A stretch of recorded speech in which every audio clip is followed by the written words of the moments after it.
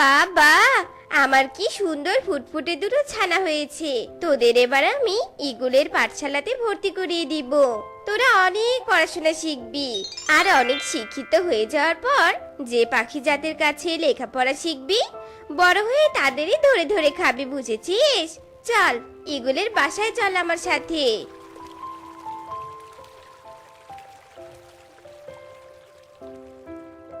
Eagle দাদা, ও eagle দাদা, তুমি বাড়িতে আছো গো? একটু বাহিরে এসো, তোমার সাথে আমার বিশেষ দরকার আছে। ইগল দাদা, ও ইগল দাদা। এ কি কুমির দিদি, তুমি আমার বাড়িতে? তা কি মনে করে? তুমি তো পাখিদের খাওয়া ছাড়া এই জঙ্গলে কখনো আসো না, তা আজকে কি মতলব এসেছো? আরে আরে, আমার কোনো মতলব নেই। আমি তো আমার ছানা দুটোকে তোমার পাঠশালাতে ভর্তি করিয়ে দিতে এসেছি। তুমি আমার ছানা দুটোকে পড়িয়ে বুদ্ধিমান বানিয়ে দাও। ও, এই কথা।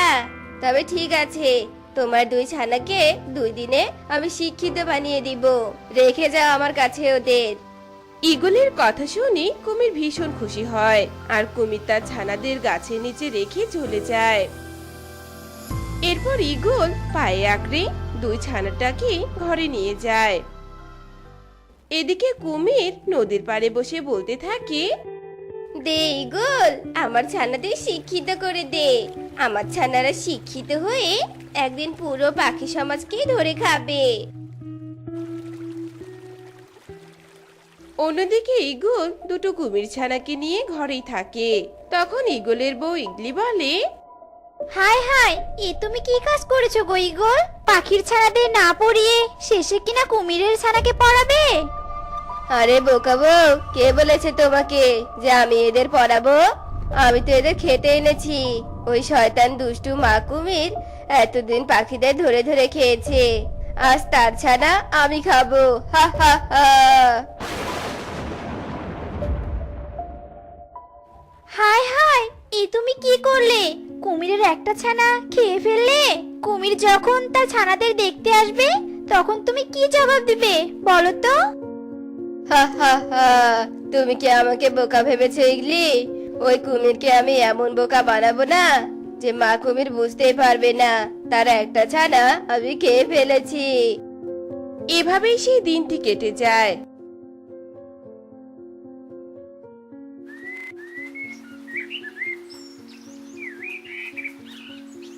পরের দিন সকালবেলা কুমির ঈগলের বাড়ির নিচে আবার আসে। ইগল দাদা, ও ইগল দাদা, আমি আমার ছানাদের দেখতে এসেছি। আমার ছানাদের একবার দেখবো গো। তা তোমার কাছে কি লেখাপড়া শিখছে? ও কুমির দিদি, তুমি এসেছো? তোমার ছানাকে দেখতে চাও? দাঁড়াও, এক্ষুনি দেখাচ্ছি। এ কথা বলে ঈগল ঘর থেকে একটা ছানা হাতে করে গাছের ডালে আনে। এই যে তোমার 1 নাম্বার ছানা। আচ্ছা দাঁড়াও, তোমাকে আবার 2 নাম্বার ছানাটা দেখাচ্ছি। এ কথা বলে ঈগল হাতে থাকা ছানাটাকে নিয়ে ঘরে যায়। আর কিছুক্ষণ পর আবার ওই একই ছানা হাতে নিয়ে বাহিরে আসে, আর কুমিরকে বলে, এই যে তোমার 2য় নাম্বার ছানা। দুটো ছানাকে দেখতে পেয়েছো তো? তাই এবার যাও, তুমি নদীতে ফিরে যাও, কেমন? হ্যাঁ হ্যাঁ, আমি আমার দুটো ছানাকে দেখতে পেয়েছি, আর আমি এক্ষুনি নদীতে ফিরে যাচ্ছি। তুমি ভালো করে পড়িও কিন্তু আমার ছানা দুটোকে। এরপর কুমির নদীতে ফিরে যায়, আর ইগলি এসবের কাণ্ড দেখে হাসতে থাকে। আরে বাহ, তুমি তো বেশ বুদ্ধিমান। ওই মা কুমিরকে কেমন বোকা বানিয়ে দিলে? হা হা হা। কুমিরও তো পাখিদের বোকা বানিয়ে ধরে ধরে খেত, তার প্রতিশোধ নিলাম গো বউ, প্রতিশোধ নিলাম। এবার এই ছানাটাও আমার পেটে যাবে। হায় হায়, ইগল, এই তুমি কি করলে? অবশিষ্ট ছানাটাকেও খেয়ে ফেললে। এবার কুমির তার ছানাদের দেখতে আসলে কি করবে? কুমির তার ছানাদের দেখতে না পেলে তো আমাদের গিলে খাবে। কুমির আমাদের ধরতে পারলে না গিলে খাবে? এক্ষুনি তো আমরা এই বাসা ছেড়ে অন্য গাছের ডালে গিয়ে বাসা বাঁধবো। এরপর ঈগল আর ইগলি সেই বাড়ি থেকে উড়ে চলে যায়। এভাবেই সেই দিনটি কেটে যায়।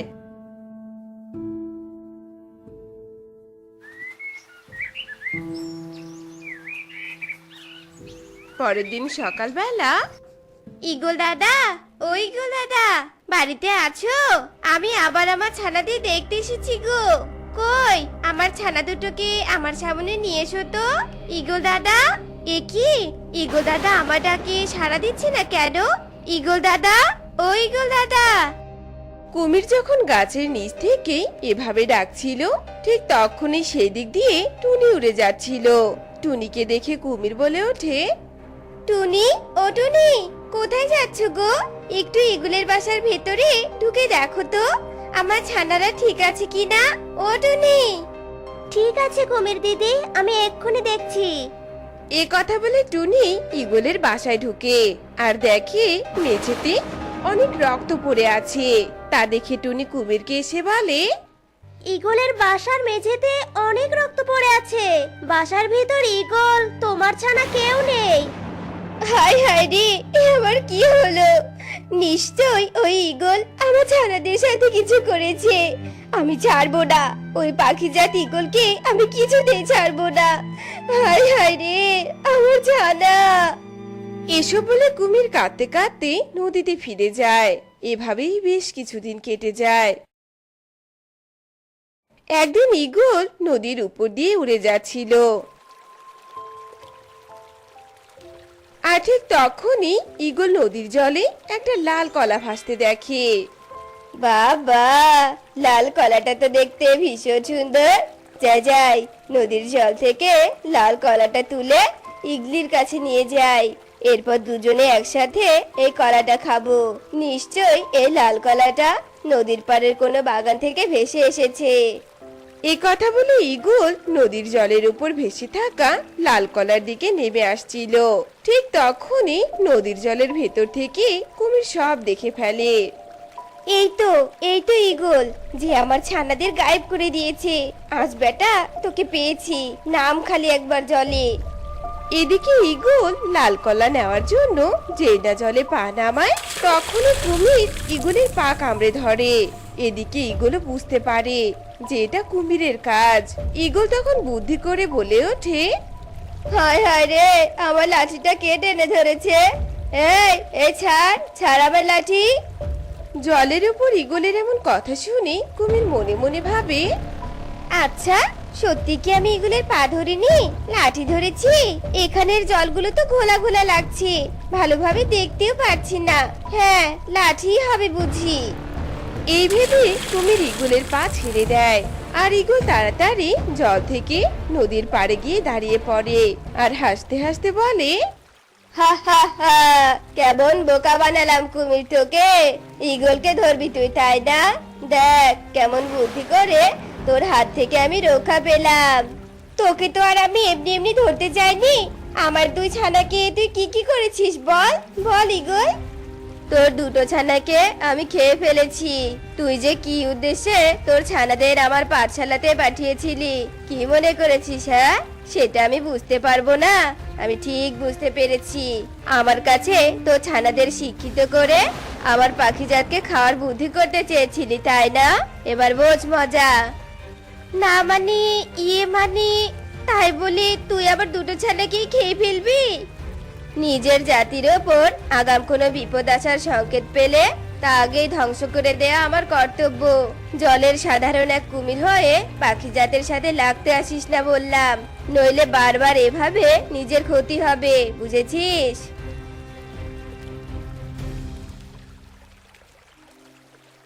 আমার ছানাদের কি আমাকেই হুমকি দিয়ে যায় ওই ইগল? এর প্রতিশোধ তো আমি নিবই নিব একদিন। এ কথা বলে কুমির নদীতে ফিরে যায়। এরপর কুমির ঈগলের উপর প্রতিশোধ নেওয়ার জন্য দিনের পর দিন অপেক্ষা করতে থাকে, কিন্তু কুমির ঈগলের কিছুই করতে পারে না। এদিকে ঈগল ইগলিকে নিয়ে সুখে দিন কাটাতে থাকে। বাবা, ইগল দাদার কাছে টাকা ধার নিয়ে বেগুন চাষ করে তো আমার বেশ ভালোই লাভ হয়েছে। গাছে কত বেগুন ধরেছে। যাক, কাল তো ইগল দাদার টাকা শোধ দেওয়ার দিন। সকালবেলা জমি থেকে সব বেগুন তুলে শহরের বনে চড়া দামে বিক্রি করে দিব। আর বেগুন বিক্রি করে যা টাকা লাভ হবে সেখান থেকে ইগল দাদাকে টাকা দিয়ে দিব। এসব বলে টুনি খুশি মনে তার বাসায় চলে যায়। এরপর বনে রাত নেমে আসে। আর রাত্রিবেলা হঠাৎ প্রচন্ড ঝড় ওঠে। সেই ঝড়ে টুনির বেগুনের জমি সব বেগুন গাছ নেতিয়ে পড়ে। হায় হায়, এ আমার কি দশা হলো গো! রাত পোহালেই ঈগল দাদা আমার কাছে ধারের টাকা নিতে আসবে। আমি তবে কি করে সেই টাকা দিব? আমার যে সর্বনাশ হয়ে গেল! এই ঝড় বৃষ্টিতে সব বেগুন গাছে নষ্ট হয়ে গেল। হায় হায় রে! এসব বলে টুনি নিরুপায় হয়ে তার কপাল চাপকাতে থাকে। এভাবেই সেই রাতটি কেটে যাওয়ার পর পরের দিন যথারীতি ঠিক সময়ে ঈগল টুনির কাছে আসে। কই রে টুনি, দে দে, আজ তো তোর ধার পরিশোধ করার শেষ দিন। আমার সব টাকা ফেরত দিয়ে দে। ঈগল দাদা, তুমি আমাকে ক্ষমা করে দাও। আমি তোমার টাকা আর পরিশোধ করে দিতে পারবো না। আমার বাসায় ঢোকার সময় তো তুমি বুঝি দেখেছো আমার বেগুনের জমিটা কেমন আমার বেগুন গাছগুলো নেতিয়ে পড়েছে। আমার বেগুন বিক্রি করা হবে না আর তোমাকে টাকা দেওয়া হবে না। টাকা দিতে পারবি না মানে? তোর ঘা টাকা দিবে আমাকে। টাকা নেওয়ার সময় মনে ছিল না আমাকে ধার শোধ করতে হবে? হ্যাঁ, আমি অত কিছু শুনতে চাই না। এক্ষুনি তুই আমাকে টাকা দে বলছি। আমাকে একটু দয়া করো গো দাদা, একটু বোঝার চেষ্টা করো। আমি তোমার টাকা যে এখন কিছুতেই পরিশোধ করতে পারবো না। ঠিক আছে, টাকা যখন শোধ করতে পারবি না তবে তোর বাড়িটা আমার নামে করে দে।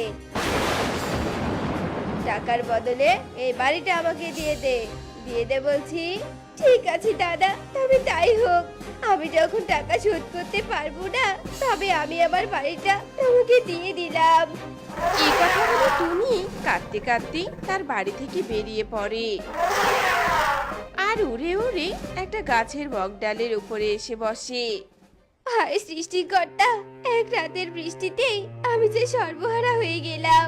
আমার বেগুনের জমিটাও নষ্ট হয়ে গেল। এদিকে ঈগল দাদার টাকার কারণে বাড়ি ছাড়া হয়ে গেলাম। এবার আমি কোথায় যাব, কি করব? হায় হায় রে, আমার পোড়া কপাল! এসব বলে টুনি যখন কাঁদছিল ঠিক তখনই সেই গাছের পাশ দিয়ে মিষ্টিটিয়ে নামে এক পাখি একটা ব্যাগ নিয়ে উড়ে যাচ্ছিল। ঠিক সেই সময় মিষ্টিটিয়ে টুনির সব কথা শুনতে পায় আর মনে মনে বলে, আহারে, বেচারি জনম দুঃখী টুনি। তার কথা শুনে মনে হচ্ছে সে ভীষণ কষ্টে আছে। আমার তো অনেক টাকা পয়সা, যাই টুনিকে একটু সাহায্য করে আসি। ও টুনি দিদি, তুমি আর এই গাছের ডালে কতক্ষণ বসে থাকবে গো? আমি একটু আমার ব্যাগটা তোমার কাছে রেখে বাজারে যেতাম। কিছু কেনাকাটা আছে আমার। এই ব্যাগটার একটু খেয়াল রাখবে তুমি, বুঝেছো? হ্যাঁ হ্যাঁ, অবশ্যই, কেন নয়। রেখে যেতে পারো ব্যাগ আমার কাছে, আমি দেখে রাখবো। টুনির এমন কথা শুনে মিষ্টিটি ভীষণ খুশি হয় আর তার ব্যাগ টুনির কাছে রেখে সেখান থেকে উড়ে চলে যায়। এদিকে টুনি মিষ্টিটির ব্যাগ আগলে সেই গাছের ডালে বসে থাকে। এদিকে বনের মধ্যে রাত নেমে আসে। এ কি, দিন গড়িয়ে রাত নেমে এলো, মিষ্টিটি এখনো আসছে না কেন? এই ব্যাগ যে এখনো আমার কাছে। এদিকে রাতে তো এই গাছের ডালে বেশিক্ষণ থাকতে পারবো না, যখন তখন আমার কোনো বিপদ হতে পারে। না, এক্ষুনি থাকার জন্য ব্যবস্থা করতে হবে আমার। এ কথা বলে টুনি সেই গাছের ডাল থেকে ব্যাগ নিয়ে উড়ে বনের গভীরে চলে যায় আর বনের গভীরে গাছের ডালে একটা ভাঙা বাড়ি দেখতে পায়। ওই তো সামনে একটা বাড়ি দেখতে পাচ্ছি। বাড়ির অবস্থা দেখে মনে হচ্ছে ওই বাড়িতে কেউ থাকে না। যাই, আজ রাতটা আমি ওই বাড়িতে কাটিয়ে দেই। যাক বাবা, থাকার জন্য একটা বাড়ি পেলাম, কিন্তু সারাদিন ব্যাগটা বহন করে বেড়ালাম। এখন পর্যন্ত জানি না যে এই ব্যাগে কি আছে। একবার খুলে দেখি তো। ওরে বাবা রে, ব্যাগে এতগুলো টাকা! সারা জীবনে একসাথে এতগুলো টাকা আমি কখনো দেখিনি। হায় হায়, মিষ্টিটিয়ে দিদি বুঝি টাকার জন্য রাত হলেও ওই গাছেই ফিরতে পারে, আর আমি কিনা গাছ থেকে এখানে চলে এলাম। মিষ্টিটিয়ে দিদি তো আমাকে তাহলে চোর ভাবতে পারে। না বাবা, কাল সকাল হলেই আমি এই টাকার ব্যাগ নিয়ে আবার এই গাছে যাব। এ কথা বলে টুনি সেই রাতটা পুরো টাকার ব্যাগ বুকে আগলিয়ে নির্ঘুমে রাত কাটিয়ে দেয়। আর সকাল হতেই টুনি ব্যাগ নিয়ে সেই গাছে চলে যায়। আরে কালকের মতো তো আবার আজ দিন গড়িয়ে প্রায় সন্ধ্যা হয়ে গেল। কিছুক্ষণ পরে তো রাত নামবে, কিন্তু মিষ্টিটিয়ে দিদি তো এখনো এলো না। এই টাকার ব্যাগকে মিষ্টিটিয়ে দিদি নিতে আসবে না? এদিকে তো মিষ্টিটিয়ে দিদির বাড়িও আমি চিনি না, তাকে এই টাকার ব্যাগ দিয়ে আসবো কি করে? দেখি আর কিছুক্ষণ অপেক্ষা করি, মিষ্টিটিয়ে দিদি যদি আসে তবে এই ব্যাগটাকে আমি ফেরত দিয়ে দিব। এভাবে টুনি ব্যাগ নিয়ে মিষ্টিটির জন্য অপেক্ষা করতেই থাকে। অবশেষে টুনি মিষ্টিটির আসার কোনো লক্ষণ না দেখতে পেয়ে আবারও সেই ভাঙা ঘরে ফিরে যায়। পরের দিন সকালবেলা টুনি মিষ্টিটির ফিরে আসার আশায় আবারও সেই গাছে যায়। এই ব্যাগ যে মিষ্টিটিয়ে দিদিকে ফেরত দিতেই হবে আমার।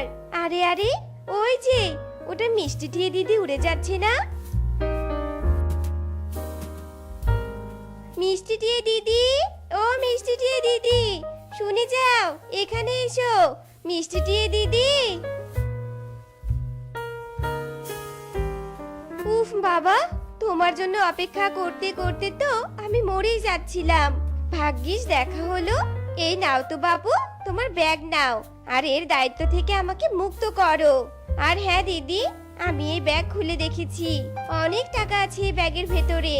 হায় হায় রে টুনি, আমি ভেবেছিলাম তোকে না বলে সাহায্য করব। তোর সব কষ্টের কথা আমি সেদিন শুনেছিলাম, তোকে দুঃখী ভেবেছিলাম, কিন্তু তার উপর তুই এতটা সৎ তা আমি কল্পনাও করিনি। তোর সততায় আমি মুগ্ধ হয়েছি রে।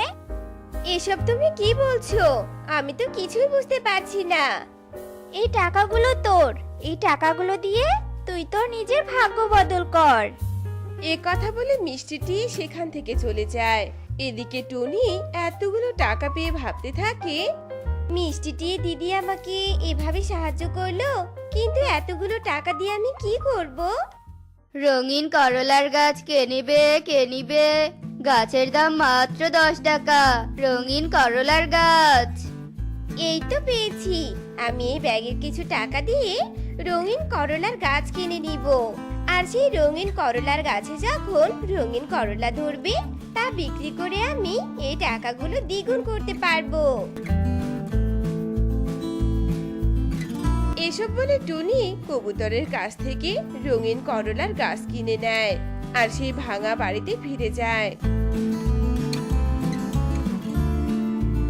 তারপর সে গাছ বাড়ির সামনে রোপণ করে দেয়। কিছুদিন পর টুনি দেখতে পায় প্রায় তার গাছে রঙিন করলা ধরেছে। বাবা, কি সুন্দর, গাছে রঙিন করলা ধরেছে। এই করলা বাজারে বিক্রি করলে তো আমি অনেক টাকা পাবো। মিষ্টি দিয়ে দিদিকে যে কি বলে ধন্যবাদ দিব, সেই টাকাগুলো না দিলে যে আমি এমন উপার্জন করার পথ খুঁজে পেতাম না।